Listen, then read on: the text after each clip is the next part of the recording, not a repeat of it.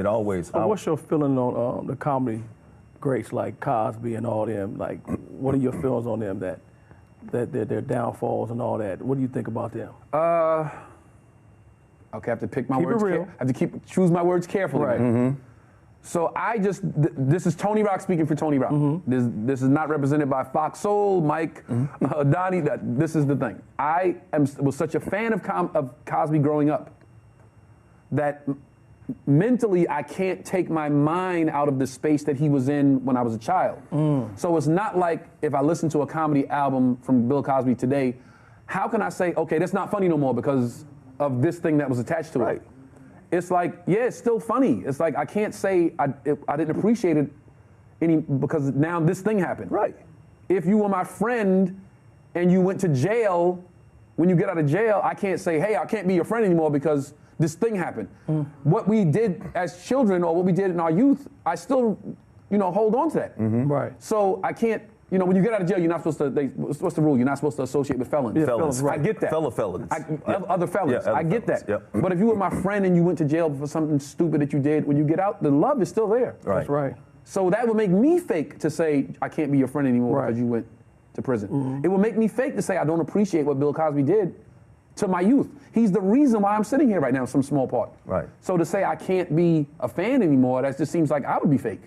And it's fake when a lot of people who are outside the entertainment industry don't look at their own damn flaws. That's, you know what, now let's go inside your closet. You really want to get into it. You know what I mean? Let's find out what's happening in your world that you're hiding, that you're not putting on the pedestal. If you really want to get to it, it's, you know what the problem is that people put other people on such a pedestal that we look at them like they're almost not human. Right. So when they mess up, we're so shocked, like, I can't believe this politician did this, or this pastor did this, or this comic did this.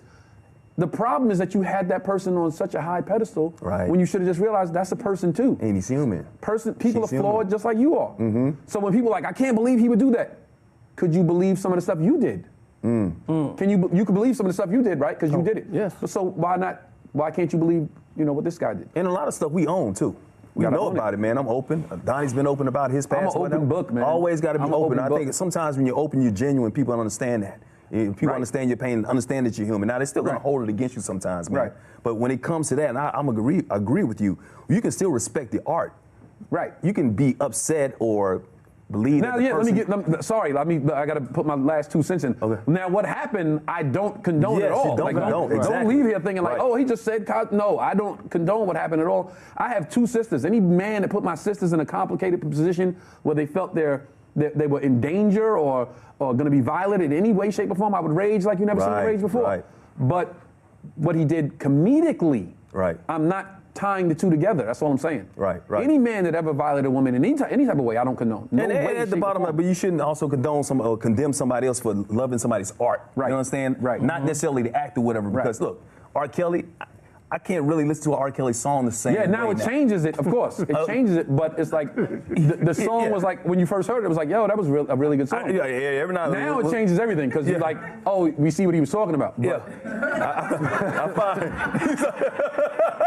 because it seems like you're ready. It has a whole different meaning now. Age ain't nothing but a number. You want to live. You know what I mean? Same thing, man. Bump and grind. It's come like on, stop. Oh, I can't do that. Hold on a second. It's like we archaeologists, like, oh, the clues were all here.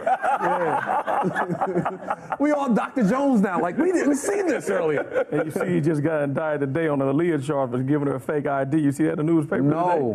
Yeah, they hit him again. They getting R. Kelly. R. Kelly ain't never getting out, bro. No. I don't think he can make an album to recover from this one. Ain't no album gonna get you out of this one, bro. You got to do a duet with Jesus to get out of this one. You got plenty of inmates to pee on now.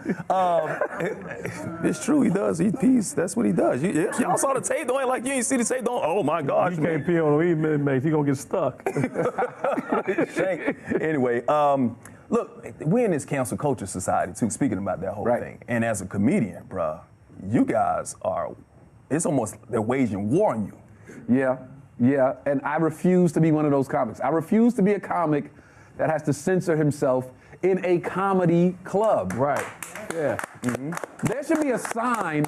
I said this several times. There should be a sign on the door when you walk in a comedy club that says, you're entering a comedy club. The views expressed by the comics aren't necessarily those of management. But by entering this door, you might hear something that offends your sensibilities as far as your race, your religion, your sexual preference, your financial status, your beliefs, your character. But by entering these doors, you're entering with a full understanding of that. You understand. So you can't complain when you hear something that you don't agree with. Chris, Now, when you get back outside, you can say, I didn't agree with that, this, and that. But you can't charge a comic up for speaking his mind. Chris, that's our job. Do you think people are too sensitive? He just called me Chris. Tony. I mean Tony. I'm sorry, Tony. He got 9. Okay, go. Pause. Tony, you think people are too sensitive now, man? People are way too sensitive. Yeah. People are way too sensitive. And once you start getting back, it's all good. My mama does it too. Sorry about that, boy. It's all good. It's all, once you start getting that sensitive, then you're not living. Right. You can't talk to your friends. Do you ever hear two best friends talk to each other? They say the most foul stuff in the world because the love is genuine. Yeah. So what we say, the words don't mean anything. The love is genuine. Me and my brothers talk to each other. It's like, man, shut your dumb. We just go hard at each other. Right. Because the love is there. Right. So when we censor it, what are we doing? Yeah. Pause for commercials? No. You No. I see y'all looking, I'm like, somebody run up on me, man. I'm still from Brooklyn now. I see y'all looking away. I'm like, so you gotta look around. You get somebody behind me. I'm gonna throw this cup on somebody. You crazy. Always on point. Let's dig a little deeper in this whole cancel culture thing because I really think this is something that affects you comics a lot. Right. Dave Chappelle did his whole stand-up basically on that, and like you said, that's your idol. Dave Chappelle won. Yeah, he won. He beat the system. He walked away from the job that people were like, oh, how can he walk away from that much money? He walked away and it freed him. He's not bound to anybody's constrictions anymore. So now he does his specials, he produces them himself. They shoot him, they're well received around the world. And nobody can say he shouldn't have said that. He shouldn't, because he's not tied to anybody's network or television show. Right. He's free. Dave won. But here's the thing, man. Everybody's not Dave Chappelle. Everybody's not Chris Rock, not Eddie Murphy, not even Tony Rock. You know what I'm saying? Because you guys have already established something. You already got some money on the side or whatever. So if somebody tries to cancel you, you're going to be okay financially or whatever. Somebody's still going to give you an opportunity. When you're an up-and-coming comic, like the guy that was on SNL, that was when he said the Asians or whatever, whatnot, he got canceled before anybody really on the outside of comics even knew his name. You know why he got canceled? Because he shined a bad light on SNL. SNL is so big and huge, they didn't want to deal with the publicity, the negative publicity, which was weird because SNL was, for the same reason, is so big, they could have just said, hey, listen, as a comic institution, we defend what he said. Yeah. They're not going to cancel SNL. No. So if SNL would have said, hey, we defend him, and we'll suspend him for a week just to show that we're not playing favorites with the guy, I get it. But he shined a bad light on something that was bigger than him. Right. And that's why they got rid of him. Is there anything that's off limits for you? Not me, no. Not you? No. So you ain't got nothing in the back of your mind, like any jokes that you used to tell maybe 7, 8 years ago, words that you used to, can't? Everything is funny. Everything in this world is funny if you give it enough time. Right. You can't do a 9/11 joke on 9/12. But now, years later, if you're a good comic, that's the test of a good comic. If you can find the funny in the disastrous, and give it some time, and come out and tell your joke, that's the sign of a good comic. So there is a time thing, because I was talking to Guy Torrey about this. You know our boy Guy Torrey. That's my man. Guy Torrey's like, he said, Whitney Houston jokes before she got out the tub. I mean, like, that's quick. And that's raw. But he didn't tell him. No, Guy. He told him? You know Guy. Say no, Bobby gonna come up here and whoop some ass. That's what I'm saying. It's like so. Is there anything, like you said, it might be timing or whatever, but is there anything that might? No, that's what I believe. I believe it's just time. Okay, time, but nothing's off limits. Time heals all wounds. So give it some time and tell your joke. Okay. So you can say just anything. I will say anything, yes, but I will give it some time.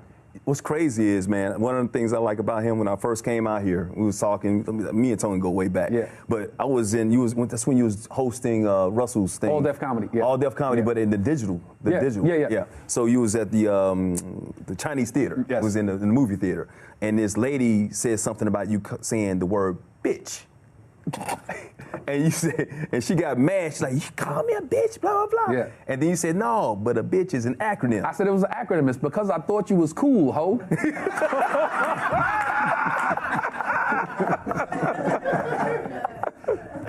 Bro, ever since you said that, It shut them down. Yeah. Have you ever gotten a fan who got upset and wanted to walk out and scream at you, wanted to fight you, anything like that? Well, if you felt like that, you probably wasn't a fan. You probably was some guy or girl in a comedy club watching me for the first time and didn't know my style of comedy. I had a guy one time in Florida, a war veteran, and I was talking about politics, and he jumped up and was like, I fought for this country, and I don't have to listen to this, and he was like going crazy, and the security took him out. And I waited for it to die down, and I'm like, damn, that's the kind of guy I need in a foxhole. I want him fighting for the country, because that guy's serious. You know what I mean? But it's like, if you're a fan, Tone does this thing. Tone does this. Tone goes into the audience. He asks if you're dating. He talks about religion. He talks about politics, pop culture. If you're a fan of comedy, is like this. It's like a radio frequency. If you on the frequency of 98.7, you get that station. Right. If you on the frequency of what Dave Chappelle does, you understand everything he's doing. If you're not on the frequency, it's coming in choppy. If you're on Tony Rock's frequency, you're like, I know what Tone does. He's easy listening comedy, you know what I mean? Or he's hip hop comedy, or he's whatever the station is. So you know what you're getting. Right. If you're not on my frequency, then it comes in choppy. You don't get it, and you kind of have problems with what I say and do.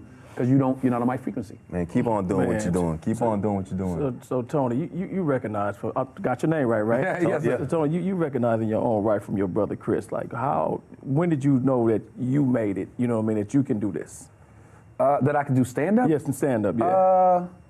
See, when you start out in New York, you got to get passed at the comedy clubs. Right. You have to audition, you have to have the manager see you. He tells the other manager that, hey, take a look at this kid. I think he's something here. So it's like a process to get into the comedy clubs in New York. And there's so many comedy clubs in New York. Once you get past at like 8 or 9 of them, you can start making some money. Right. You're not making a lot, but if you do 8 spots a night that pay $20 a spot, in the night you're like, okay, I didn't do bad. Did they give you some love because of your brother? No, you got to pass it in New York. Wow. They don't care who you are in New York. You got to pass. Excuse me. You have to go through the process. You have to have management see you, pass you along to the next guy.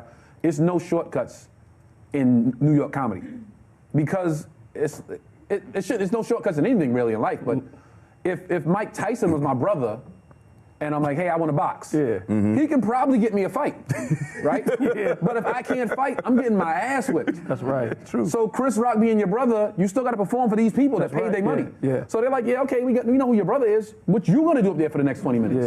Yeah. And they keep in mind, they paid their money. Right. And had to buy 2 drinks and probably brought a date. So it's like, yeah, we don't give a damn who your brother is, fam. Like, what are you gonna do? Yeah. Right. So you don't get a pass. You don't get a pass in life because of who you. What's the difference from comedy in New York and LA? What's the difference? I believe, again, Tony Rock speaking his mind.